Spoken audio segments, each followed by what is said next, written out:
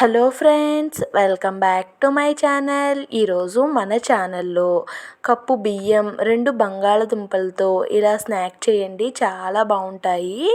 Preparation ఎలానో వీడియోలోకి వెళ్ళి చూసేద్దామండి.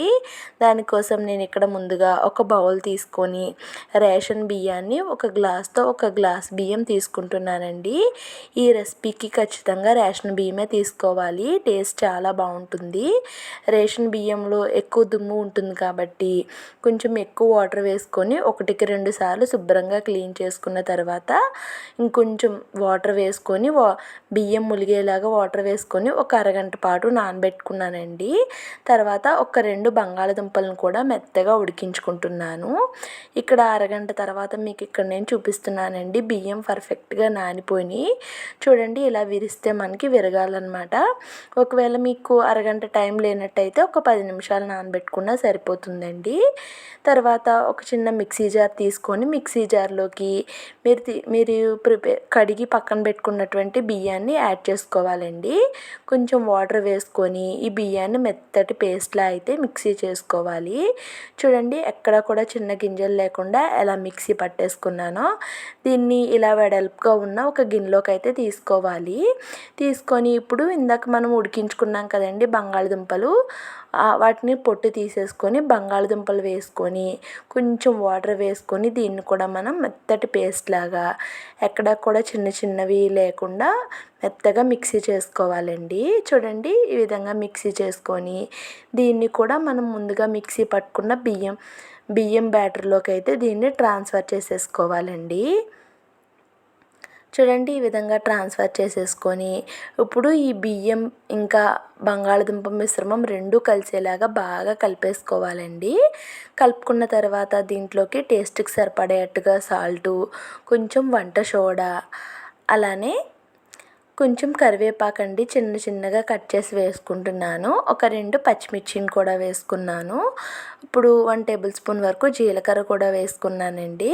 ఇక్కడ మీరు అల్లం, ఉల్లిపాయలు కూడా కావాలనుకుంటే వేసుకోవచ్చు, నేనైతే యాడ్ చేయలేదండి. ఇవన్నీ కూడా బాగా కలిసేలాగా కలిపేసుకొని ప్రిపేర్ చేసి పక్కన పెట్టుకున్నాను. ఇప్పుడు స్టవ్ వెలిగించి డీప్ ఫ్రై కోసం ఆయిల్ పెట్టుకున్నానండి.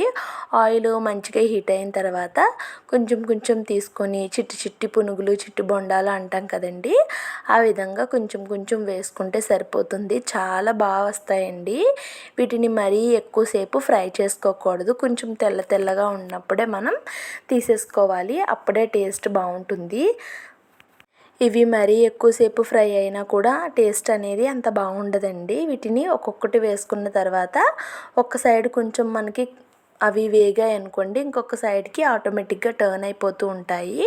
కొన్ని టర్న్ అవ్వవండి, వాటిని మనం గరిటెతో టర్న్ చేసుకొని 2 సైడ్స్ కూడా ఒకేలాగా మంచి కలర్ వచ్చే వరకు నేనైతే డీప్ ఫ్రై చేసుకున్నానండి. చూడండి, 2 సైడ్స్ కూడా కొంచెం ఎల్లో కలర్ లాగా వచ్చాయి కదా.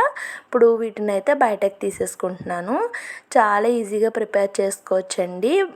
బియ్యాన్ని మనం ముందుగా నానబెట్టేసుకుంటే అప్పటికప్పుడు చేసుకోవచ్చు.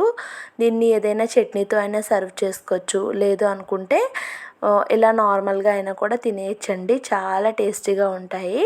ట్రస్ట్ మీ, ఒక్కసారి ఈ రెసిపీని మీరు ఖచ్చితంగా ట్రై చేయండి, మీ అందరికీ ఖచ్చితంగా నచ్చుతుందండి. బయట మనం డబ్బులు పెట్టి కొనుక్కునే పని లేకుండా మనం ఇంటి దగ్గర ప్రిపేర్ చేసుకోవచ్చు. పిల్లలకి కూడా ప్రిపేర్ చేసి ఇవ్వచ్చండి, చాలా ఇష్టంగా తింటారు. మరి ఈ రెసిపీ మీకు ఎలా అనిపించిందో ఖచ్చితంగా కామెంట్స్లో షేర్ చేసుకోండి.